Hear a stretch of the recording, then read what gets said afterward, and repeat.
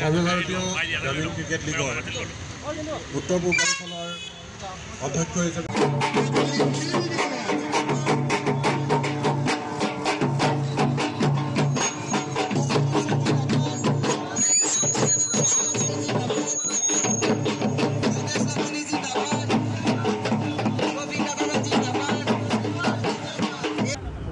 নাহৰণে আব্দুল ৰহিম আৰু হামিদুৰ ৰহমান তেখেতসকলে আদৰণি জনাব বিচাৰিছে।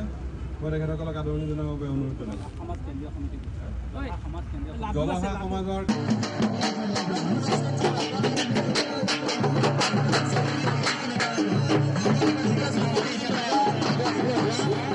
যে আমি হাইৱে কাম চলি আছে, ৰাস্তাৰ সকলো বাইক আৰোহীসকলক কৈছোঁ, ৰাস্তাটো আপোনালোকে শুনা নাই বোধহয়, ময়ো শুনা নাই। গ্ৰাম্য এছিয়া কাপ হোৱা নাই। গ্ৰাম্য এছিয়া কাপত 5খন দেশে পাৰ্টিচিপেট কৰিব, শ্ৰীলংকা, বাংলাদেশ।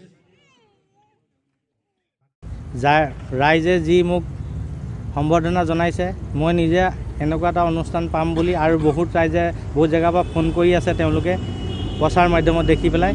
মই সঁচাকৈ এনেকুৱা এটা অনুভৱ লাগিছে যে মই যি আজি এই 40-45 বছৰ মোৰ অতিক্ৰম হৈছে, সেই অতিক্ৰমত মই আজিৰ দিনটো সমান আনন্দৰ দিন বা আজিৰ দিনটো সমান সুখৰ দিন হয়তো মোৰ জীৱনত মই পাৰ কৰা নাই।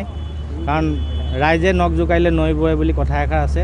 সেই কথা লৈয়ে ৰাইজৰ আশীৰ্বাদ লৈ মই আগবাঢ়ি আহিছোঁ আৰু ৰাইজৰ কাম সদায় কৰি যাম। মই গ্ৰাম্য ক্ৰীড়া আগবঢ়াবৰ কাৰণে মই দেৰগাঁৱৰ পৰা মানে গোলাঘাট যিটো ডিষ্ট্ৰিক্ট কমিটি, প্ৰথম গোলাঘাট ডিষ্ট্ৰিক্ট কমিটি আৰম্ভ কৰিম। আৰু দেৰগাঁৱৰ যি আশে পাশে সম্পূৰ্ণ যি পঞ্চায়ত লেভেলৰ পৰা ধৰি সকলো লেভেলত যি খেলুৱৈ আছে, গাঁও অঞ্চলত যি খেলুৱৈ প্ৰতিভা আছে, তেওঁলোকলৈ মই আগুৱাই লৈ যাম। আৰু গ্ৰাম্য ক্ৰীড়া অকল ক্ৰীড়াই নহয়, কেইবাটা বস্তু ইয়াত জড়িত হৈ আছে।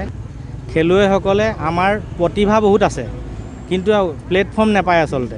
সেই প্লেটফৰ্ম পাবলৈ আমি চেষ্টা কৰিম আৰু নিজেও চেষ্টা কৰিব লাগিব। বিশেষকৈ তেওঁলোকক মই অনুৰোধ জনাইছোঁ, যদি ইণ্টাৰনেশ্যনেল আৰু নেশ্যনেল লেভেলত খেলিবলৈ মন আছে, আপোনালোকে ডিছ বল আজিৰ পৰাই প্ৰেক্টিছ কৰক, আৰু তেতিয়াহে আগবাঢ়ি যাব পাৰিব।